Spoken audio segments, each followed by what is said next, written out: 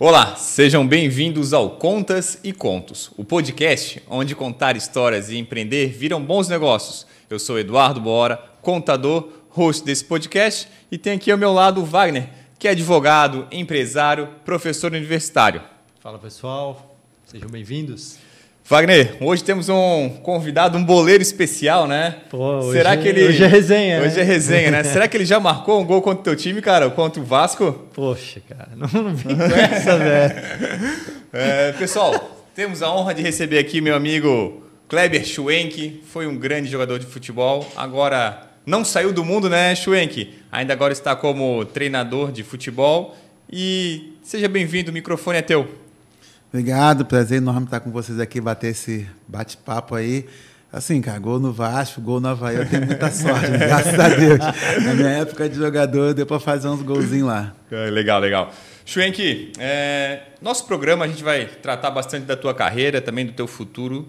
Mas começando, você como jogador de futebol, várias pessoas que estão nos acompanhando, assim como a gente, sempre teve aquela vontade de ser jogador de futebol um dia, né? Como é que foi a tua ida para o futebol? Lá criança, surgiu em que momento, em que ano, em que time, em que clube, qual cidade? Conta para nós aí. Assim, eu sou natural do Rio de Janeiro, né? Carioca lá da Gema. Era um sonho de criança, né? Naquela época que a gente via Romário, Bebeto, Zico jogar, né? Que eu sou daquela época ainda, bem antiga. E a gente tinha um sonho de ser jogador de futebol. E a gente sempre começa na escolinha. Eu lembro que eu comecei no interior de Nova Iguaçu, na escolinha lá, e fui seguindo. E aos 9 anos eu tive uma oportunidade de ir para o Flamengo. Fiz um teste na escolinha lá, não passei. Depois engrenei ao Nova Iguaçu, bem no início do Nova Iguaçu, onde estava se surgindo o Nova Iguaçu. E ali começou a minha história, né? Aí comecei a ser mirim, depois comecei a ser infantil, juvenil, agora são subs, né? Sim. Que é sub-15, sub-17. Na minha época, não. Na minha época era o infantil, o juvenil e depois ser os juniores para depois chegar ao profissional. Sim. Hoje mudou um pouquinho porque é o sub. E ali eu fui galgando o espaço, sempre acreditando que um dia seria possível. E eu sempre falo assim para os meninos que vão iniciar agora: se você acredita, tem que acreditar até o fim, não pode desviar o foco, porque eu sempre falo que futebol as pessoas pensam que é fácil, mas é muito difícil. Sim. Porque é o sonho de muita gente. Então, bem concorrido, né? Bem concorrido. Então você tem que abrir mão de muita coisa para que teu sonho lá na frente possa ser concretizado, né? Porque é difícil, cara. Eu lembro que na minha época que eu comecei ali no mirim tinha algumas pessoas, depois outras no infantil, outras nos juniores, outras até mesmo quando eu comecei a ser profissional em 99. Então vai ficando pessoas para trás que se tu perder o foco, tu fica para trás também. Sim. Ô Schwenk, e os teus pais, como é que foi? Eles te apoiaram nessa crescente do futebol, de categorias e tudo mais? Tu teve esse apoio ou foi também muita persistência do Schwenk, porque sabia que ia virar jogador? Tu tinha essa certeza? Como é que foi essa relação? Não, cara, meus pais sempre foram 2 apoiadores. Eu não sou de uma família rica, entendeu? Mas sou de uma família tradicional lá de Nova Iguaçu, que o meu pai sempre trabalhou, minha mãe vendia os sacolé. Eu lembro até hoje que meu pai pegava 2 ônibus para chegar no serviço, ele me dava o vale transporte de um e andava no outro. Então, sempre foi apoiado ali pelo meu pai, pela minha mãe, sempre me ajudaram muito na minha carreira. Certo. E como é que foi a transição daí para o profissional? Como é que foi essa relação, né, de desenvolvimento, sair do Nova Iguaçu? Como é que foi essa... Então, eu não cheguei a jogar profissionalmente pelo Nova Iguaçu, porque eu estava jogando um campeonato de juniores na época, e o Ernesto Paulo, que foi até treinador do Flamengo, jogou no Flamengo, estava montando uma equipe para levar para o CRB de Alagoas. Isso em 99, eu ainda era a idade de juniores. E aí, eu estava até conversando antes com vocês, pintou uma oportunidade para o Nova Iguaçu fazer um primeiro negócio, e a gente fomos lá para jogar a Série B do Campeonato Brasileiro pelo CRB de Alagoas, isso no ano de 99, e ali a gente começou a jogar mais juniores, sempre profissional. Dali eu fui para o Juventus de Javari, lá da Moca, de São Paulo. Do Juventus eu fui para o Guarani, depois fui para Minas, e aí comecei a seguir a carreira de profissional. Isso estava quantos anos? Ali eu já estava com 17 para 18 já, em 99. Ô Schwenk, e a tua maior inspiração no futebol? Quem que te motivou assim para para chegar, pô, quero ser jogador? Quem te apoiou nessa fase tua? Cara, minha mãe sempre foi uma guerreira, né, cara? Sempre esteve comigo ali todo lado, me levava para os treinos. Na época que eu fui fazer a avaliação no Flamengo, só para mim chegar lá, eu demorava quase 3 horas. Caramba. Porque eu morava em Nova Iguaçu e o treino era na Gávea, então eu tinha que pegar 3 conduções para chegar lá. Então eu saía já com a marmitinha do colégio de manhã para chegar lá já para treinar, depois voltar. Foi uns meses bem difíceis, assim. Minha mãe sempre me apoiou, porque meu pai trabalhava, não tinha como me levar, e a minha mãe ficou nessa função de levar. E ali a gente foi batalhando e até pintar uma oportunidade, porque não foi fácil, assim, porque eu cheguei, eu sempre falo para vocês, futebol é difícil. Eu, com 22 anos, eu ainda não tinha um salário que, tipo assim, conseguia me manter, eu ainda precisava do meu pai. E aí eu não desisti até chegar a oportunidade de jogar fora do país. E aí foi o primeiro passo de conseguir começar a juntar um dinheirinho. Uhum. E como é que foi essa fase ali, né? Porque, querendo ou não, tu tá habituado já no Brasil e tal, e aí vem a proposta e vai mudar tudo na tua vida. Como é que foi essa... Idioma, cultura, né? Sim, foi essa análise. Então, foi bem no início, né? Isso foi em 2002 para 2003, que aí o... Botafogo? Não, antes, Botafogo foi antes, bem antes. Isso foi eu saindo do Juventus da Javari, e aí pintou uma oportunidade, porque um brasileiro não dava para ir para a Arábia, porque não tinha conseguido visto, e aí o falecido Valdir Espinosa era o treinador lá, e aí tinha conversado com o Ernesto Paulo, que precisava de um atacante, e ele foi e me indicou. E aí eu fui para a Arábia, isso em 2002, para 2003, que lá a janela, elas são quebradas, são diferentes. E aí em 2003 nós chegamos lá, fizemos uma boa competição, e aí no final do ano eu tinha contrato ainda para voltar, só que aí apareceu uma oportunidade para o Cruzeiro, porque aí o Valdir Espinosa tinha me indicado para o Vanderlei, que o Aristizábal estava saindo do Cruzeiro, e aí apareceu uma oportunidade de jogar no Cruzeiro. Isso já em 2004. Um elenco recheado do Cruzeiro, né? Quem que estava naquela fase lá, lembra? Não, pô, ali era... Eu sempre brinco que às vezes as pessoas falam assim, pô, você ficou rico no Cruzeiro. Eu falei, cara, o meu salário era menor, pô. Eu jogava com o Rivaldo, que ganhava 600 mil, e eu ganhava 3. Só que eu não desisti, né? Fui batalhando. E ali nós fomos campeão mineiro, chegamos às semifinais da Libertadores, com grandes jogadores. Foi pós-Copa do Mundo, então, ali? Foi pós-Tríplice Coroa, foi 2004. Ah, tá. Entendeu? Do Cruzeiro, que a Copa foi 2004, né? Não, a Copa foi 2002. Então, ali foi 2004. Foi 2004. Ali foi 2004. A Tríplice Coroa foi 2003, né? Isso, a Tríplice Coroa foi 2003. Sim. E quem mais tinha no elenco, além do Rivaldo? Rivaldo, Alex Dias, tinha o Maldonado, tinha o Cris, zagueiro, o Gomes, goleiro. O timaço, hein? Não, o Jussier, atacante. Será que o Mano fazia gol com esse time aí, cara? Pô, mano, rapaz, só o tamanho dele lá mesmo para brincar com o Gomes. Que era um time que, assim, jogava por música, cara. Sim. Às vezes a gente fala assim do Alex, que você perguntou um cara que jogou comigo. Cara, eu vi o Alex jogar e treinar, é brincadeira aquele rapaz. Ele tinha um pensamento muito na frente. A gente fala assim, pô, o cara é ídolo na Turquia, fizeram uma estátua do cara. Pô, ele é diferenciado na parte de futebol. Foi o melhor jogador que tu jogou ao lado? Assim, o mais inteligente, entendeu? O mais inteligente foi ele, cara, assim, em termos de jogar, em termos de dar passe, a gente brincava que ele dava o susto no cara, né? Ele tava olhando para um lado, daqui a pouco ele já tava com a jogada na cabeça para o outro, e o cara até se assustava, como é que ele me achou aqui? Sim. E vocês, atacantes, conseguiam acompanhar também esse raciocínio dele? Era difícil para vocês? Ele era bem na frente, bem na frente, cara. Mas, assim, o Alex tinha uma percepção do jogo que o Vanderlei mesmo falava, cara, vocês têm que acompanhar o ritmo do Alex, porque ele é um cara que joga para frente, porque a gente, nessa época, agora fala muito, que é o jogo vertical. Sim. E o Alex, lá em 2004, já fazia esse jogo vertical, já fazia essa bola na frente. Sim. Você pode ver o quanto de pifada que ele dava no Guilherme, no Jussier, entendeu?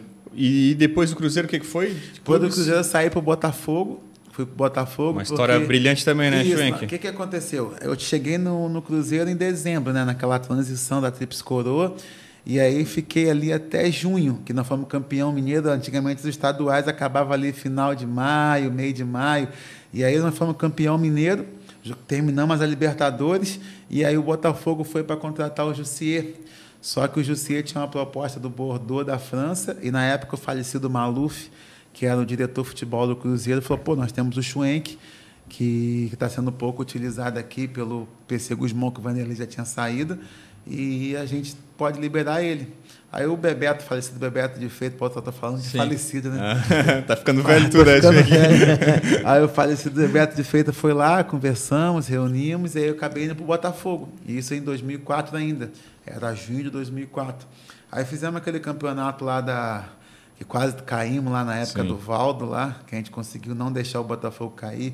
E Deus foi feliz comigo ali, que eu consegui um gol marcante lá, né? Tive 3 gols marcantes ali. Eu fiz o gol do 10º gol em brasileiro, tá lá no Museu do Botafogo. O 10º gol do Botafogo em Campeonato Brasileiro, que foi o meu gol contra o Atlético Paranaense. Eu fiz o gol do Centenário, que foi em junho, e fiz o gol que não deixou o Botafogo cair, que foi naquele jogo contra o Atlético Paranaense, lá na Arena da Baixada. Legal. Ô, Schwenk, e a transição do juniores para o profissional? Tu sofreu muito com essa chegada de o Schwenk novo, garoto, sofrer bullying, pessoal dar uma brincada contigo? Cara, como é que funcionou isso na tua carreira? Eu saí do Nova Iguaçu, como eu falei para vocês, com 17, 18 anos, eu já fui para uma equipe profissional que já buscava resultado, era jogo de alto nível, entendeu? Eu lembro que nessa época tinha aquele poder ofensivo do São Caetano com Ademar, os caras já voando também, então não dava tempo, porque era jogo atrás de jogo também, e a gente não tinha esse tempo dessa briga, era muito sério, o Ernesto Paulo também era um treinador que cobrava muito, então a gente vivia uma dinâmica muito rápida lá em Alagoas. Sim. E da tua história ali, né, que tu estava falando, volta para o Brasil e depois tu vai para fora de novo e aí fica um tempão fora do Brasil. Sim, pô, quando eu cheguei foi assim, eu cheguei lá de fora na metade de 2003. E aí, no final de 2003, eu fui para o Cruzeiro. E aí, em 2004, eu joguei Cruzeiro, Botafogo e depois fui para o Japão em 2005. Aí fiquei no ano de 2005 todinho no Japão. Voltei do Japão, fui para o Figueirense. Aí fiquei o ano de 2006 todinho no Figueirense. Depois do Figueirense fui para Israel. Aí fiquei 7 meses em Israel. Depois de Israel fui para a Coreia. Fiquei mais 7 meses. Aí depois voltei para o Goiás. E aí eu fiquei no Brasil até chegar no Marcílio. E o que te impressionou? O que te chamou a atenção no Japão? Falando, cara, por países, né? Assim, que tu no Japão, o que chama muito a atenção é a organização. O QR Code chegou aqui agora, né? Sim. Aí tu imagina que quando eu cheguei lá em 2005 já tinha. O reconhecimento facial começou a chegar agora, é novidade aqui agora no Brasil. Em 2007, que eu estava em Israel, quando nós fomos jogar um jogo da Champions, da Ásia, já tinha um reconhecimento facial. Então, o Japão, em termos de tecnologia, organização, eles estão muito mais na frente. Eu tenho certeza que daqui a pouco vocês podem contar que vai chegar aqui, que é aquele... hoje tem muito telão na cidade, que vocês veem aquele refletor, mas não é ainda, não é o telão do Japão, que parece que o cara sai do telão, vai lá e volta. Vocês vão ver como é que isso aqui vai chegar aqui também. 3D. E lá já chegou há muito tempo. Lá já está muito na frente, entendeu? Então, cadeira de massagem, na época eu lembro que no clube lá tinha um monte dessas cadeiras, foi chegar tempos atrás aqui no Brasil. Então, lá no Japão, um negócio que funciona é a tecnologia e estão muito mais na frente, né? E foi fácil a adaptação lá no Japão, Schwenk? Eu sempre falo que você adaptar com bom é muito mais fácil, né? Igual o carro automático. O cara chega a estar dirigindo lá um manual. Aí tu vai te dar um automático, tu não vai. O problema é voltar depois para o manual. Né? Eu lembro que quando eu cheguei lá, foi dia 14 de janeiro. E eu nunca tinha visto neve. Eu saí daqui do Rio, estava a 60 graus. Aí eu levei, eu lembro até hoje que o empresário falou assim, não, você tem que levar uns casacos e tal. E aí eu botei aquelas jaqueta jeans, aqueles casacos de napa, botei tudo na mala, levei. Quando eu cheguei lá, o tradutor falou assim, não consegue, muito frio, vamos comprar agasalho. Porque não dava. É tipo assim, eu saí de 60, cheguei lá, estava menos 8 em Tóquio. E aí para a cidade que eu fui já estava menos 14, que era Sendai. Então, a cultura, o frio, quando eu cheguei, eu falei, não, quero voltar. Eu estava no Botafogo, falei, não, quero voltar. Pô, vamos ficar no Botafogo. Sim. Aí foi caminhando, aí depois chegou minha esposa, e aí foi se adaptando, aí no final do ano, quando chegou o Joel Santana lá, eu falei, pô, agora Papai eu quero Joel. ficar. Agora eu quero ficar, o Joel não quer que a gente fique. Porque, tipo assim, como o Joel chegou, ele trouxe os 3 brasileiros dele, que na época era o Thiago Neves, o Borges e o Robson Cabeção. Ele levou esses 3. E aí, como nós estávamos lá e nós não tínhamos sido campeão, o Joel foi e trocou os brasileiros. Aí foi na época que eu voltei para o Figueirense. Sim. E foi tranquilo o idioma? Tinha Cara, tradutor? para minha esposa foi um pouco mais difícil, mas para mim eu tinha tradutor 24 horas. Andava comigo para o que eu precisasse. E diferença do Japão para a Coreia do Sul, jogou, né? Coreia do Sul. Então, a Coreia do Sul já muda um pouquinho mais, porque a Coreia... ela é um povo mais fechado, é um povo... A gente sempre brinca assim, o Japão, se tu for perguntar para um japonês, tu quer essa caneca, só que tu não sabe falar. Tu vai perguntar, ele vai te mostrar tudo que está aqui até chegar na caneca. O coreano não. O coreano é um pouco mais fechado. Tu vai perguntar, se tu não souber falar, ele já te larga de mão e já vai embora. É um povo mais fechado. O japonês é um povo mais solícito. Mas isso aí influenciou a tua adaptação? Não, como assim, tu tem no futebol não pega muito esse negócio, porque, tipo assim, se a gente for andar na cidade, o tradutor vai junto, entendeu? Fica mais para a esposa, né? Porque a esposa não tem como levar o tradutor, então vai no mercado, ela tem que se virar. Então, tanto que ela fala hoje um pouquinho mais de japonês, um pouquinho mais de coreano do que eu, pô. Sim, e na época também não tinha... Talvez a tecnologia que a gente tem hoje para se virar, né? Sim, antigamente, celular não tinha. Eu lembro que na época que eu jogava no Japão, eu tinha que comprar um cartão internacional, que era de minutos, para que você pudesse ligar aqui para o Brasil, para aquele telefone fixo. Falar com a família. Você ligava para uma empresa, dava o número do cartão, e aí ia descontando. Tu escutava como se fosse caindo ficha. Que eram os minutos que ia acabando. Estilo orelhão. Orelhão, pô. Na época que eu acho que eu fui para o Japão, era aquela... Lá no Japão não era, mas aqui no Brasil era aquela internet de escada ainda. Do pipo até encaixar. Tá, o Schwenk, e o Israel, cara, jogar lá? Cara, Israel foi muito bom. Israel, assim... Ele é um povo muito tradicional, mas é um povo apaixonado por futebol. E tanto na Coreia como Israel eu tive a felicidade de ser campeão, cara. Ah, que legal. Então você vê a paixão dos caras do Israel. Eu lembro que quando nós fomos campeão na cidade do lado de Tel Aviv, que era Beersheva. E de Beersheva até Jerusalém dava uma faixa de 1h30 de ônibus. Cara, você tem que ver a carreata, e quando nós chegamos lá, os maiores cantores da cidade estavam na praça pública. É como se tivesse o festa. Porque hoje, até para te mostrar uma foto é difícil, porque na época era aquelas fotos de retrato, e batia, e revelava, e te dava, entendeu? Mas tu vê o mar de gente que tinha na praça, era para mais de 100 mil pessoas, cara. O povo bem apaixonado por futebol, os estádios sempre cheios, bem legal de jogar lá. Certo. Ô, Schwenk, e... Depois você veio para o Brasil, né? Passou por esses países. E como é que foi a tua chegada no Figueirense também, que foi uma chegada bem legal, bem interessante, né? O teu nome. Conta um pouquinho da história. Inclusive, a minha volta para fora foi porque quando cheguei no Figueirense, a gente fizemos aquela campanha campeão catarinense, ficamos entre os 6 primeiros do Campeonato Brasileiro. Eu consegui ser vice-artilheiro do Campeonato Brasileiro, Série A, fui bola de placa. Antigamente tinha aquela bola de prata da Placar. Hoje já não tem mais, né? Mas hoje é os melhores do brasileiro que ganham o prêmio. Antigamente, na minha época, o artilheiro ganhava a bola de ouro da Placar e o vice-artilheiro ganhava a bola de placa da Placar. E graças a Deus eu tenho a bola de prata da Placar lá. Então, guarda com carinho. Guarda com carinho, né? E quem que era o time? Relembra aí pra nós. Sim, o time era bom pra caramba. Nosso time era o Andrei Goleiro, que veio do Grêmio. Sim. A lateral direita era o Flávio, que jogou no Botafogo. Na zaga, Chicão e Thiago Prado. Na esquerda era o Fininho, que tinha vindo do Corinthians. Aquele famoso que fez o gesto para a torcida do Corinthians, que tinha mandado. Aí no meio de campo era o Rodrigo Souto, que era do Vasco. Rodrigo Souto. Tinha o meio campo Marquinho, tinha o Cícero, que jogou no Fluminense. No ataque era eu, Soares. Então, era um time bem legal. Ataque bom, né? Era um time que... eu lembro que na época a gente estava... que foi esse ano também, foi ano de Copa, 2006. E quando a gente terminou a primeira fase do brasileiro, a gente era terceiro colocado e só eu e Cícero Soares tinha mais gol do que mais de 8 times na Série A. Pô. Só nós tínhamos 17 gols. Caramba. Que teve 6 rodadas. Foi um ataque bem Sim, pô, nós marcante. Terminamos um ataque com 42 gols, pô.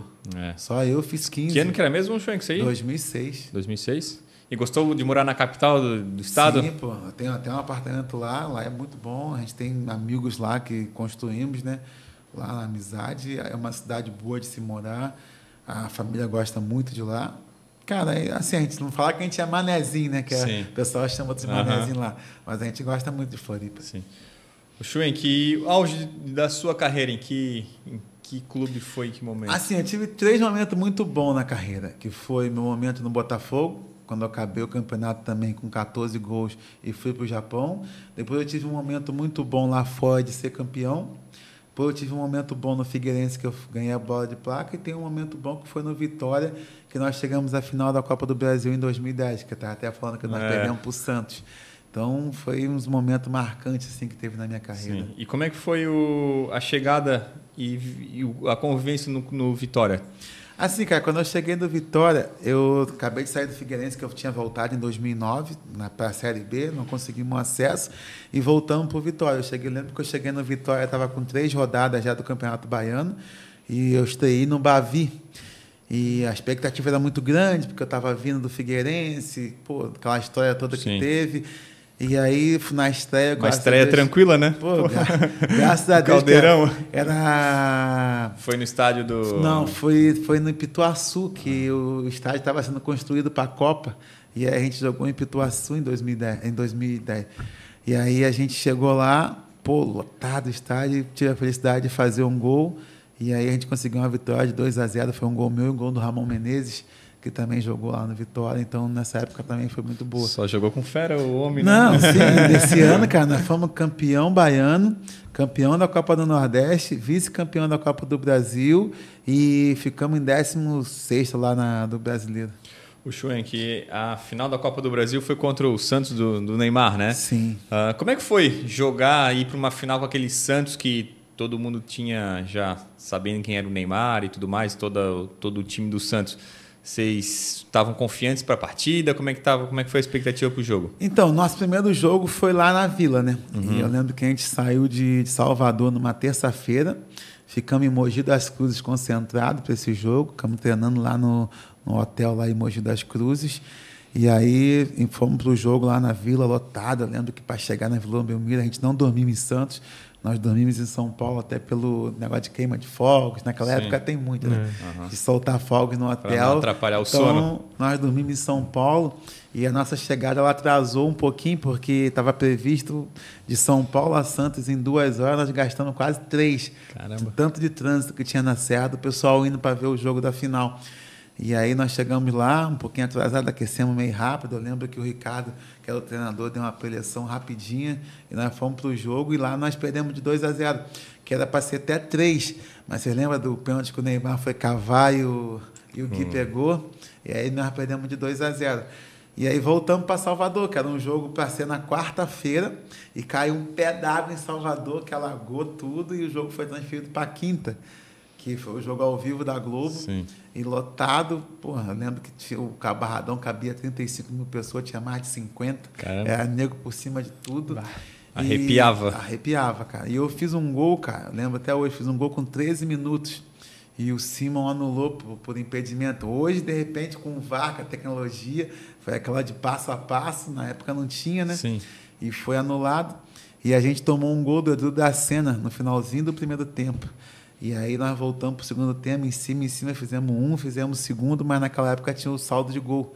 E aí nós perdemos a final, perdemos de 2-0 e ganhamos de 2-1, só que não levamos a taça. Não dava. Aí fica um gostinho amargo em casa. Por isso o comentário teu ali, igual falar com meu pai nos bastidores ali, né? Pô, não foi legal. Ô Schwenk, e depois de alguns anos, né, como jogador ali, tu vem para um clube da nossa cidade e tu é recebido aí de braços abertos, acolhido pela torcida, pela cidade. Como foi a tua chegada no Marcílio Dias E por que tu escolheu o clube Náutico Marcílio Dias? Então, eu cheguei aqui em 2014, Dário. O que acontece? Eu lembro que eu estava jogando no ABC de Natal, nós fizemos uma Série B muito boa, e o Marcílio Dias tinha acabado de sair da Série B, subido para a Série A. Isso em 2014. O Marcílio Dias era a Série B em 2013, em 2014 foi Série A.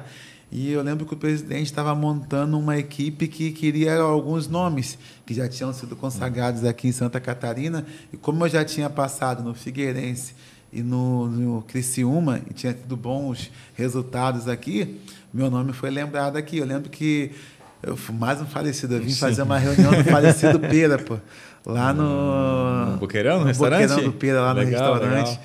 E aí nós sentamos lá, chegamos a um acordo, e aí eu vim jogar no Marcílio. E nesse ano, cara, em 2014, foi um ano muito bom para o Marcílio, porque a gente só não chegou à final porque encontraram um menino que tinha adulterado a idade. Não é que adulterou, é que ele completou 18 anos e não poderia ter jogado mais como amador. Era o Pita? É o Pita. Rodrigo Pita, nosso amigo lá tá menino. Entendeu? E aí o que acontece? Como ele fez 18, o Marcílio tinha que ter feito contrato profissional com ele. Sim. E ele foi pro banco como amador.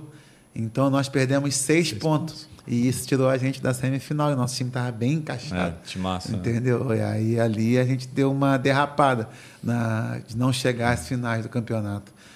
Eu lembro até hoje que a nossa equipe era favorita, a gente estava em terceiro e a gente pegaria o segundo colocado e poderia ter uma oportunidade de chegar à final. O Schwenk, e foram quantos anos de Marcílio? De profissional? Cara, assim, foi e voltou depois, né? Foi 2014, aí 2014 na metade não tinha Série D, eu fui pro Joinville, aí fui campeão da Série B, aí 2015 voltei pro Marcílio, 2016 eu joguei no Nova Iguaçu, depois voltei pro Marcílio, 2017, 2018 eu encerrei, final de 2018. Encerrou no Marcílio. Depois da Copa Santa Catarina, fizemos um jogo de despedida lá, fiquei muito feliz de conseguir reunir 3.000 pessoas lá no estádio. Legal. A gente fez um jogo beneficente de doação de alimento, conseguimos quase 2 toneladas, então foi bem legal. Então, fiquei feliz de encerrar aqui no Marcílio. E como é que foi posteriormente a encerrar a carreira, quando é que veio esse estalo de se tornar treinador de futebol? Então, eu já tinha eu sempre fui capitão ali no Marcílio depois que eu comecei, né? Eu era o Rogério, e a gente começou a organizar e tal, e eu comecei a ver que, tipo assim, eu conseguia fazer a transição de jogador para treinador, porque não é só você treinar, você tem que estudar. Igual, eu tive que cancelar o podcast aqui, porque agora nós estamos na licença A, e você começa das 6h30 e vai até às 10h30 online, num curso da CBF. Então, ontem eu tive aula, até postei lá que começou a licença Pro. Então, eu já fiz a B, já fiz a A e agora estou na Pro. É a última? Que é o último estágio de você também poder dirigir times fora do país, entendeu? Então, é o último estágio da licença. Já dei aula na licença também, do curso de cara. Então, você vai se preparando tanto dentro de campo, quando você está jogando ainda, pegando os filhos dos treinadores que você tem, e quanto fora também poder estudar, conhecer um pouco mais da dinâmica do lado de fora, porque o jogador, quando ele sai, ele ainda está naquele sangue vivo de estar jogando e tal, e quando você está na parte de cá, você ainda tem que ter um pouco mais de molejo, um pouco mais de calma, para que você possa tranquilizar a sua equipe. Uhum.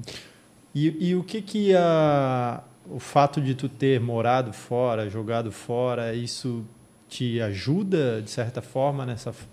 Agora? Sim, pô. Sim, até porque é essa relação? Até pelos métodos. Eu tive um treinador francês, tive um treinador israelense, eu tive um treinador japonês, tive um treinador que era suíço, preparadores físicos de outros países, e você vai pegando as culturas, você vai pegando... Eu sempre falo que o treinador ele vai pegando um pouquinho de cada um e depois ele junta a sua essência, né? Porque você também tem aquilo que você acredita. Por mais que você tenha jogado em alto nível, pegado treinadores como Vanderlei Luxemburgo, Bonamigo, Mauro Galvão, entendeu?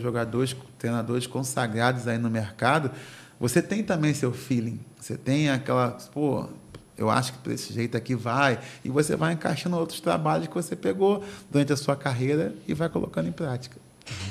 Ô, Schwenk, e foi fácil abandonar, pendurar as chuteiras?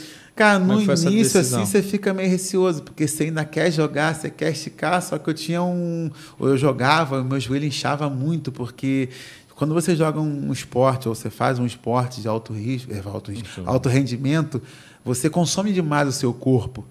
Pô, eu joguei na neve, joguei no Nordeste, joguei aqui no Sul. Calor, frio. Então você vai mudando e o teu corpo tem que se adaptar a isso. E você vai consumindo ele. Tanto que hoje eu não tenho mais cartilagem, né? O meu joelho, praticamente, se eu não fizer musculação, geralmente eu vou fazer um treino, meu joelho já fica inchado, porque como ele não tem lubrificação, ele demora um tempo, ele incha um pouquinho, cria aquele líquido meio estranho ali, mas depois ele vai voltando para o lugar. E para um futebol de alto nível que é hoje, o tanto de parte física, você não consegue acompanhar mais, entendeu? Sim. Então foi um momento que eu achei, não, vou parar, vou investir na minha carreira de treinador.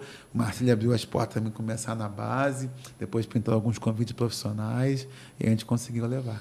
Ô, Schwenk, ainda falando de Marcílio, qual o momento mais marcante, o que mais te emocionou de fato?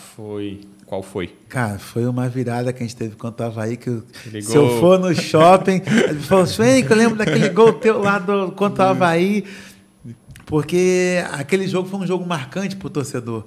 Hoje, se você perguntar para o torcedor uma vitória marcante, eles vão falar, porque nós perdemos de 2-0 até os 27 do segundo tempo para o Avaí, e aos 31 teve um pênalti para o Avaí. E aí, lembra daquela época do gol do Fantástico e tal, que fazia 3 gols, pedia música. E aí o Betinho tomou a bola do Marquinho para bater o pênalti e acabou perdendo, porque o batedor era o Marquinho. E aí ele deu a bola para o Betinho fazer 3 gols e pedir a música no Fantástico. E aí eu lembro como fosse o Rodolfo pegou essa bola aos 32, bateu a bola, um escanteio para a gente, o Fabiano foi e fez 1. E aos 42 o Clebinho fez uma jogada lá, pênalti. Aí eu fui e fiz o 2-2.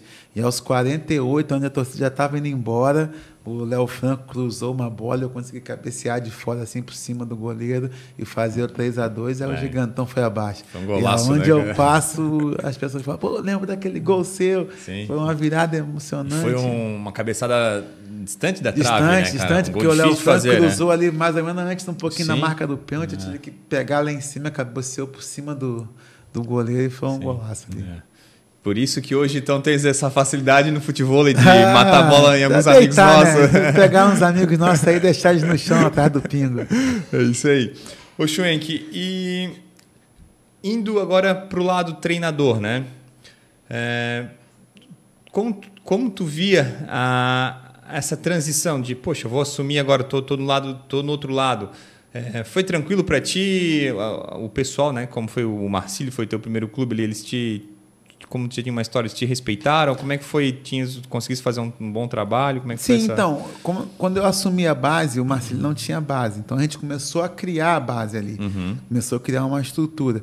E o que eu trago na minha carreira são referências de grandes treinadores que eu passei, como Mauro Galvão, Vanderlei Luxemburgo, o próprio Bonamigo, o próprio Dorival na época de Figueirense. Então, são treinadores que você vai tirando algumas coisinhas, vai incluindo no trabalho, vai botando.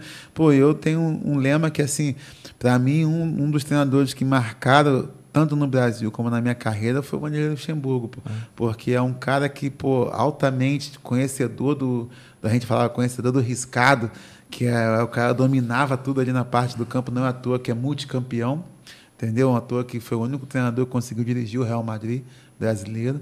Então a gente tira a referência, chapéu, né? Tem que tirar o chapéu para um cara desse. E a gente vai buscando conhecimento com esses caras. Entendeu? Hoje, na licença, quando a gente vai fazer uma licença na CBF, você pega alto conhecimento, a gente fala que é a troca de network. Pô, antes que eu fiz a licença A lá no Rio, eu fiz a licença com o Roger, que hoje você vê, é um dos primeiros colocados no Brasileirão da Série A, e o cara passou o trabalho, como é que ele faz, e você vai pegando uma sementinha ali, pega outra pouco ali, de cada um, e vai incluindo no seu trabalho.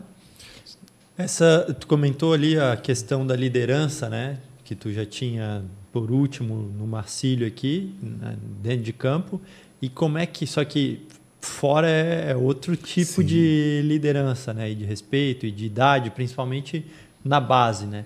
Como é que é essa relação com a molecada e te ajudou tu já ter uma história no Marcílio? Como é que foi essa relação com eles? Para os meninos, eu tento passar uma história de vida. O que é a história de vida? É a história que dá. Porque as pessoas, às vezes, não acreditam que o futebol é possível, porque a gente vê só os caras da televisão, que é os caras grandão, mas o futebol não se resume só a isso. O futebol tem uns pequenininhos também que são trilionários e você nem sabe, pô. Eu vou contar um menino aqui que vocês devem lembrar, que é o Anderson Lopes, que jogou no Marcílio comigo em 2014. Pro Avaí depois, né? Vocês nem imaginam onde ele está, mas ele tem 14 anos de futebol asiático. Está trilionário. Então, se você não existe só o Neymar, não existe só o Robinho, não existe só os caras grandão. Existem os pequenininhos também, que eu falo, que vocês têm que sonhar. Porque o futebol, desde o passo que você acreditar. Você tem que acreditar, você tem que abrir mão. Por quantos aniversários eu perdi, quantos aniversários dos filhos eu perdi, quantos até Réveillon eu já perdi para jogar, porque lá no Japão o último jogo é no dia do Réveillon. Então, quantas coisas você tem que abrir mão para se abdicar de alguma coisa para você conseguir chegar ao que você quer.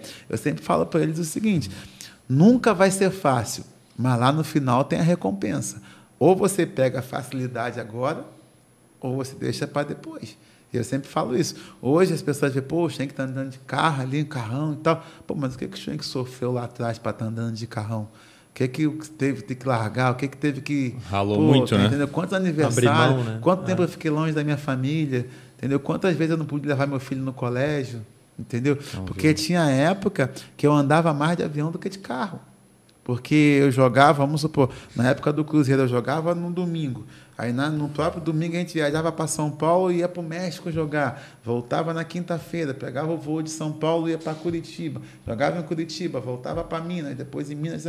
Então você não parava. Maluca. Era uma loucura. Eu brincava na época que eu chegava no final do ano, acabava o campeonato ali dia 4, dia 5 de dezembro, minha esposa, pô, vamos viajar? Eu falei, pô, você tá de brincadeira. Pô, vamos para casa.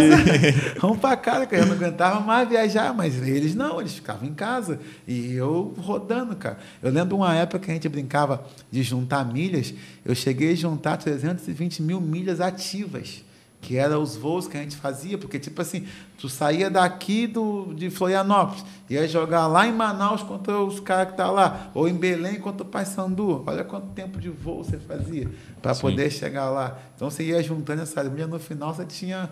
Podia viajar tranquilamente. Entendeu? Caramba de milhas. E aí a gente, pô, curtir a vida assim. É prazeroso? É. Mas você se abdica de muita coisa para chegar. E é isso que eu tento passar para eles na base. Se você quer ser um jogador mesmo, hoje não dá para ser jogador. O cara tem que ser atleta. O cara tem que ser atleta de alto nível. O cara tem que abrir mão do hambúrguer, o cara tem que abrir mão da Coca-Cola. Eu lembro que a gente comia, eu falava para a Maria que quando eu chegava em casa, a última coisa que eu queria comer era macarrão e purê. Porque todo hotel e toda concentração tinha macarrão e purê. Então, eu já construí até um prédio, tanto purê que eu comi. Porque era a comida do atleta. E você tinha que comer aquilo ali. Porque eram nutrientes, a nutricionista passava. Então, você não dá para chegar, pô, hoje eu quero uma pizza. Não dá, você vai ter que abrir mão. Porque essa pizza pode te prejudicar ali depois, o refrigerante pode te tirar do foco, pode te engordar. Porque você tem que se abdicar de algumas coisas para que você possa colher o fruto na frente. Entendeu? Então, eu sempre falo isso para eles. Cara, acreditem, o funil, ele é pequeno. Eu falo que o funil, ele é assim. Ele começa aqui no sub-11, sub-10, aqui. E quando ele vai chegando no profissional, ele faz assim. E aqui são poucos, que abdica de tudo aqui para chegar aqui. Entendeu? Então, a pessoa tem que lutar até o fim, não desistir, acreditar que vai ter bastante tombo, vai ter bastante dispensa, vai pegar treinador que não gosta, vai pegar treinador que gosta e no final vai dar certo. E como é que foi o desafio? Tu falou de abdicar e tal, mas ao mesmo tempo, como é que foi o desafio de ter teu filho no elenco e ser treinador dele? Como é que é a relação? O Davi, para chegar aqui no Marcílio Dias para trabalhar comigo, foi até engraçado, que eu fui fazer a licença A lá no Rio, e o Diego ficou sendo meu auxiliar, e o atacante machucou, e a gente não tinha atacante, e o Diego tinha feito um convite para o Davi, que estava jogando no Brusque, vir para cá para o Marcílio. E aí eles fizeram a negociação, eu não participei, que eu estava lá na licença, e quando eu cheguei o Davi já estava. E eu sempre sei separar, eu sempre falo isso. Eu sei sempre separar a amizade do trabalho. Ali é meu trabalho também. Por mais que seja do meu filho, mas é o meu trabalho também. Então, a cobrança é igual sempre. Eu sempre falo, ninguém tem privilégio comigo. cara comigo não joga o cara que tem idade menor ou idade maior. A mim joga o cara que está em potencial ali, dinâmica boa para o jogo. Então, todos têm que estar preparados para jogar. E com o Davi não foi diferente. A gente foi puxando, aí ele começou a ter convite do profissional para treinar, e descia para jogar comigo, e a gente sempre puxando. Tá mal, sai no intervalo. Comigo não tem essa. Comigo eu tento botar na linha, porque se não for comigo, seria com outro. Então, eu tento sempre fazer a coisa mais justa possível. Eu sempre falo para os meninos, eu posso até errar, mas eu não vou errar por omissão. Eu vou botar aquele cara que está se destacando, o cara que está buscando mais, o cara que está querendo mais, porque o futebol hoje, eu resumo uma coisa, ele é 70% vontade e 30% técnica. Porque por mais que o cara seja habilidoso, vamos botar hoje o Neymar, para mim, é uma referência técnica. Mas você viu, ele não conseguiu andar contra o Fluminense. Por quê? A vontade do Gabriel Xavier lá marcando, os caras, ele não consegue andar. Porque a força hoje, a velocidade, ela é muito dinâmica. Uhum. Então, se você tem isso, e você tem vontade, e você tem um pouco de técnica, você sai na frente. Porque é o que eu te falo, o jogador tem que querer todo dia. Isso mudou muito com o passar dos anos ali, porque tu pegou uma geração, talvez, de uma transição disso, né, Schwenk? Mais talentosa, né? E tipo assim, hoje, isso aqui estraga o cara. Vou te falar porque que estraga. O cara ganhou, o cara pega o celular para postar. O cara perdeu, o cara pega o celular para postar. O cara empatou. Isso aqui está toda hora. E antigamente não tinha isso aqui. Antigamente, eu vou até fugir um pouquinho, eu li uma matéria do Guardiola, que o cara chega no City, o cara estaciona o carro, o cara tem um armário.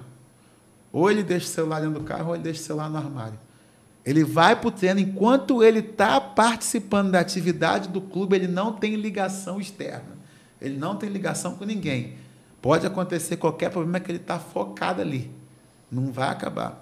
E hoje não. Hoje você está na véspera de um jogo, está o cara aqui descendo, tu não sabe se o cara está escutando uma música, ou se ele está passando um problema que está discutindo com a família, ou se está acontecendo. Não está focado às vezes. Não está focado, entendeu? E isso estraga muito o jogador. Eu falo para ele o seguinte, se vocês usassem o telefone como uma ferramenta de ajudar vocês, que tem tanto vídeo que pode ajudar a carreira do atleta, mas vai saber o que ele está vendo ali. E isso pode tirar o foco. Antigamente não tinha isso. Antigamente, para ter um celular desse, tu tinha que ser da alta classe social. Pô. Por mais que tu tinhas um celular, tivesse um celular, não tinha essa quantidade de informações que tu tens hoje, né? Então também era mais restrito, né? Sim, pô.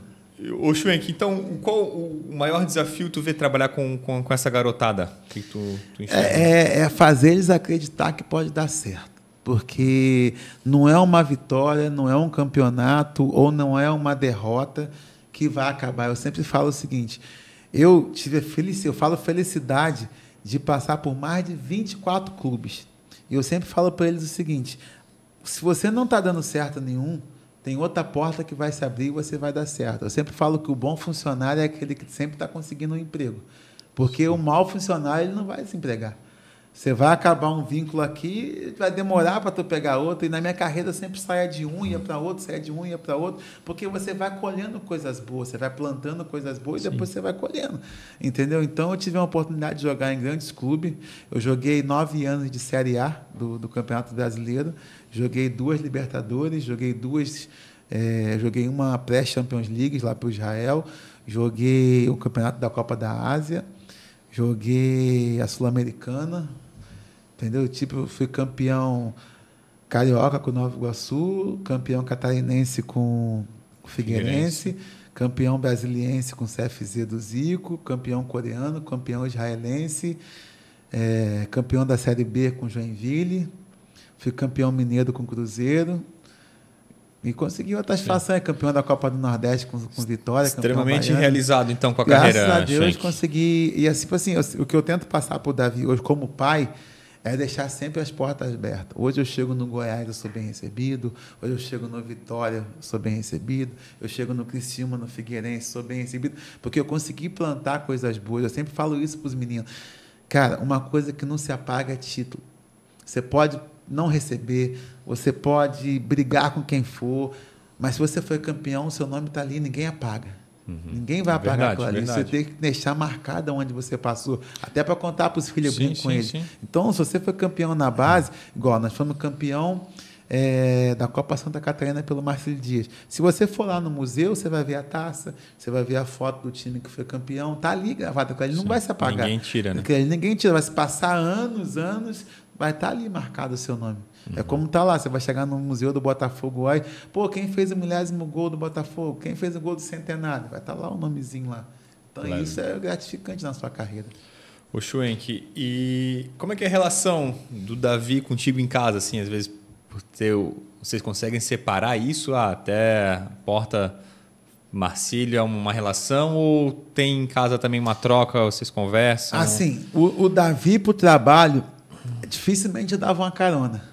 Porque o que acontece? Eu sempre falo que cada um tem seu compromisso, né? Sim. Eu tinha meu compromisso com o horário e ele tinha um compromisso com o horário dele. Geralmente eu sempre chego antes e o atleta chega um pouquinho depois, mas nunca batia assim, porque, vamos supor, treino 8h30, 7h40 já estou no clube. Então o Davi chegava ali por volta de 8h05 para estar 8h30 pronto, e eu já estava lá. Então não batia. Então acabava o treino, ele ia embora, eu ainda ficava conversando com a comissão para ver o que vai dar de treino.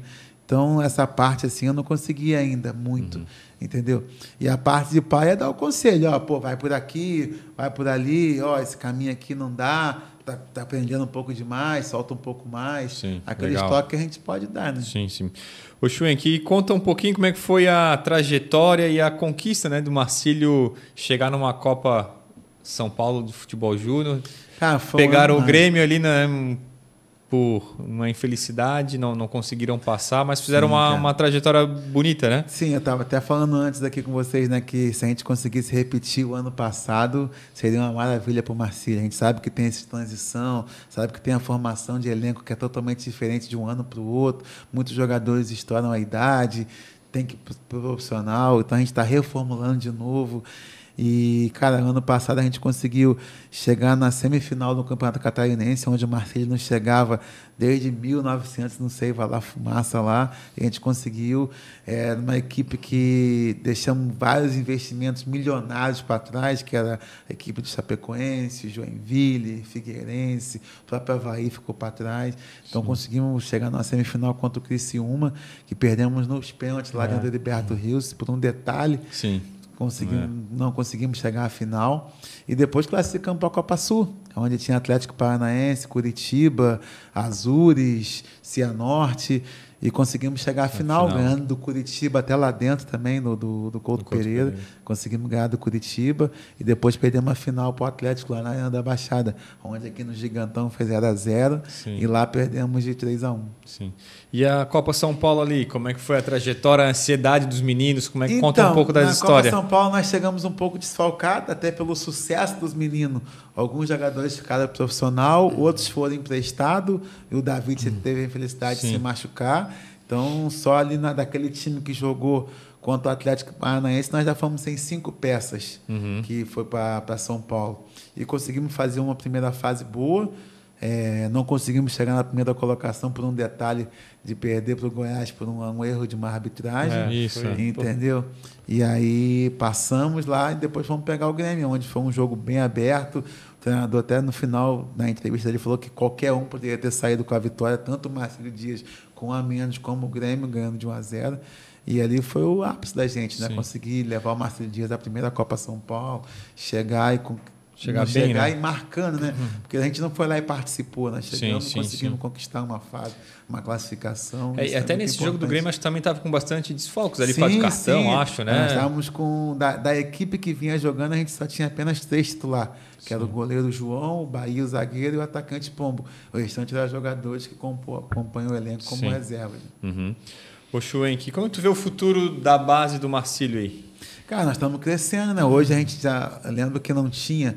Quando eu cheguei aqui, não tinha sub-11, sub-13, sub-15, sub-17, sub-20. Hoje o Marcílio tem todas essas 5 categorias. Hoje o Marcílio tem o sub-11, tem o sub-13, tem o sub-15, o sub-17, o sub-20. Então, hoje eu vejo, tem ativos do Marcílio, acabou de fazer uma grande negociação lá para o Bahia, que é o Murilo, zagueiro. Então, o Marcílio hoje, uma coisa que o Marcílio não tinha e tem hoje, que a gente fala que no futebol, é ativo, né? O que é um ativo? Você tem um jogador que é seu próprio para você poder fazer uma negociação. Antigamente, os jogadores vinham aqui no Marcílio, usavam o Marcílio como vitrine e outros ganhavam a venda ou ganhavam a porcentagem. Hoje não, hoje o Marcílio tem os seus próprios jogadores para fazer o negócio. Clube formador, né? Sim. E o que o Marcílio te representa, Schwenk? Cara, o Marcílio foi o primeiro clube que me abriu as portas para ser o pós-carreira, né? É um clube que eu tenho uma identificação muito grande, tanto no clube como na cidade que me acolhe. Eu vou jogar uma bola, todo mundo brinca comigo. Eu vou brincar de um futebol, as pessoas lembram dos feitos que a gente fez. Então, assim, é uma cidade que sempre me abraçou. E eu tenho a felicidade de hoje estar morando aqui com a minha família. Meus filhos estudam aqui, os menores. O Davi faz faculdade aqui. Então, assim, é uma cidade que me abraçou e eu fico muito feliz de estar morando em Itajaí. E tem algum clube que tu sonha em comandar, algo que desejo, ou de treinar um time fora do Brasil? Cara, eu estou assim? me preparando também para treinar fora. Eu me vejo jogando lá fora, como eu tive uma experiência boa lá fora e eu quero assim trabalhar lá fora. Estou me estudando para isso, estou me qualificando para isso, para poder de repente ter uma oportunidade lá fora. Esse ano eu conversei até com o presidente Guedin, que de repente será meu último ano de categoria de base. Ano que vem eu já parto uma carreira profissional, até porque já estou começando, já fui treinador profissional da Série B aqui no Catarinense, então quero começar a continuar essa carreira profissional para que a gente possa, como eu falo, se estruturar um pouco melhor na base, para que a gente possa lá na frente começar a fazer um trabalho que possa marcar e abrir portas. Um passo cada vez. Isso aí. Ô, Schwenk, e um ping-pong rápido aí, um técnico que te marcou? Vanderlei Luxemburgo. Vanderlei. Jogo inesquecível. Jogo inesquecível? Tem dois, cara. Tem esse do Marcílio, que foi uma virada boa, e tem a final da Copa do Brasil contra o Santos. Sim. E um gol inesquecível? Também tenho 3. Tem um gol que é esse do Marcílio da virada, que foi épica aqui. Sim. Tem um gol que eu fiz, que foi o gol do rebaixamento do Botafogo, também que foi um gol marcante. E tem um gol do título coreano, que foi lá, que fez o gol do título lá na Coreia. Legal.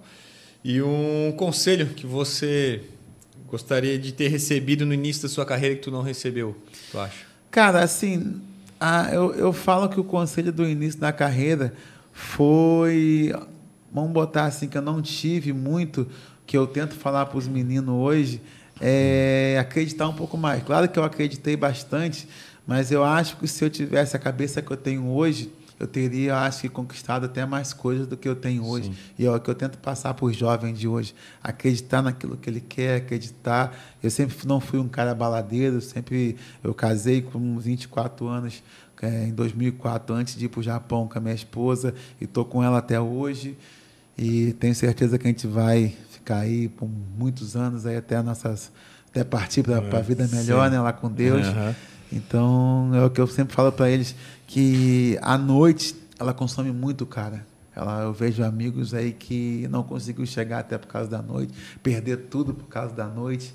E o que eu deixo de conselho para eles é o seguinte, tudo tem o seu tempo, tudo tem a sua hora. Entendeu? Não dá para abraçar o mundo. Eu não consigo sair para a noite hoje e jogar um jogo, porque, Eduardo, eu falo para vocês aqui, você pode enganar todo mundo fora de campo. Ninguém pode saber o que você fez, mas quando você pisa dentro do campo, ele mostra o que você tem. Sim. Ele mostra o que você fez, ele sabe Hoje você bota um GPS nas costas que te dá o sprint, quantos sprints você deu no jogo, quanto tempo você correu no jogo, quanto tempo você correu numa velocidade X, numa velocidade Y, quanto tempo foi seu tempo de descanso, quanta repetição de movimento. Então, hoje você não consegue mais falar, eu corri pra caramba. Não, os números estão ali, não precisa você falar mais nada. Sim. Os números não deixam você mentir. Não tem migué hoje. Não tem migué, hoje não tem migué. Entendeu? Então, hoje você fica à mercê porque hoje você está com a tecnologia implantada no futebol. Você vê o VAR aí, não tem como mais você roubar aquele método de impedimento. Sim. Não tem como mais. Não tem um jeitinho, né? Não tem jeitinho. A performance ela tem que ser exemplar. E aquele cara que quer abraçar o mundo, ele não vai chegar. Sim. Vai ter uma hora que o campo vai cobrar dele e ele não vai poder dar. Legal. Ô, Schwenk, e vamos mudar um pouquinho o foco, já que estamos na fase final aí, né? Nós temos alguns amigos que a gente gosta bastante, que joga futevôlei. Gostaria que tu mandasse um abraço aí, porque ele também, não sei se ficou sabendo, ele foi convidado para um desafio e está meio que correndo. Não sei se ficasse sabendo disso aí já, um desafio entre manos. Já ficasse sabendo dessa história ou ainda não? Não, não sabe não. Então, ó, tem um mano lá em Navegantes e tem um mano aqui de Itajaí, né? O nosso amigo. E parece que o mano de Navegantes chamou ele para ver quem que era o verdadeiro mano do futebol e tudo mais. E tem um mano aqui de Itajaí, parece que tá correndo, tá? Então, gostaria que tu incentivasse o homem a jogar, cara. Cara, eu vou falar uma coisa pra ele. Se ele precisar de um parceiro que ajude a ele, cara, tá aqui, né, cara? Eu já fui campeão, ele já viu. Nós fomos campeão lá no CT do Juninho, lá, eu e o Davi. Então, se ele quiser relembrar uma dupla de títulos aí, entendeu? Tá à disposição. Tô à disposição, né? Para bater nele é fácil, é coisa fácil, não precisa muito. Mas graças a Deus a gente tem grandes amigos em comum, Rafinha também, entendeu? O Juninho, o Aleph, são jogadores também de qualidade no futebol. E a nossa brincadeira sempre, a gente fez um grupo dos Bravos, né? Que a gente foi ver a final do Juninho lá no Rio, lá, que a gente reuniu todo mundo, o Carlão. Então, a gente tem uma galera boa nossa aí, que a gente pode estar junto aí. Fizesse uma costela. Sim, pessoal. Os caras brincam até hoje, quer comer a costela dura até hoje. Mas os caras vão lá no Rio, quer comer carne, pô. Então aqui no Sul não quer comer lá no Rio, pô. Brincadeira. Não, né? Mas foi bom, pô, ficar num momento bom lá em casa. Fomos em 10 numa caminhonete para ver o jogo do Juninho. Vai ser uma sardinha latada. Uma sardinha latada. Mas foi legal, pô. Legal. Schwenk, quero te agradecer aí pela oportunidade. Sei que tens uma agenda difícil aí, mas estar aqui com a gente é muito legal. É uma pessoa que é referência, um ídolo para a gente. Então, muito obrigado por estar aqui disponibilizando o teu tempo, a tua noite com a gente. Pô, eu que agradeço a vocês o convite. Pô, um prazer bater esse bate-papo com vocês aqui, falar um pouquinho da minha história. A gente sempre, como eu falei para vocês, não é daqueles galácticos, mas foi uma história vencedora. A gente fica feliz de ter passado momentos bons no futebol, tanto eu como a minha família, em lugares diferentes, em países diferentes, outras culturas, que a gente pôde levar, e é isso que eu levo de aprendizado hoje na vida, tentando passar para os meninos que é possível que um garoto de Nova Iguaçu, do interior de Nova Iguaçu, chegou do outro lado do mundo, quer jogar no Japão, ser campeão em outro lugar do mundo. Então, eu falo para eles que é possível, cara. Acreditar desde o início que pode acontecer. Eu sempre falo que as coisas não são fáceis, mas se o cara acreditar e persistir, Deus lá na frente abençoa. Com certeza. Pessoal, se você quer conhecer mais histórias brilhantes, assim como a do Schwenk, não esqueça de nos seguir nas redes sociais. No Instagram, @Contas e Contos, e também nos seguir no YouTube, no nosso canal Contas e Contos. Pessoal, até o próximo episódio e uma ótima noite para vocês. Um abraço. Um abraço, galera.